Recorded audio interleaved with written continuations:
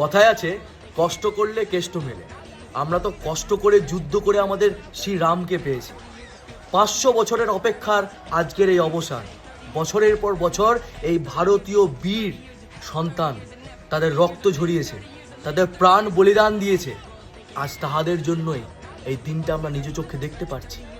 আমরা সত্যি খুব ভাগ্যবান, খুবই ভাগ্যবান যে আমাদের প্রজন্মে আমরা নিজ চোখে সেই রাম ঠাকুরের মন্দির তৈরি হতে দেখেছি। ইতিহাসের পাতায় পাতায় স্বর্ণাক্ষরে আজকের এই দিনটি লেখা থাকবে, আর গর্ববোধ করবে আমাদের ভবিষ্যৎ প্রজন্ম। তাই গর্বের সহিত বলো জয় শ্রীরাম। अभी पूरे भाल पर चला रहे विजय का लाल लाल ये गुलाल तुम ये सोच लो। रंग केसरी हो या मृदंग केसरी हो या कि केसरी हो लाल तुम ये सोच लो।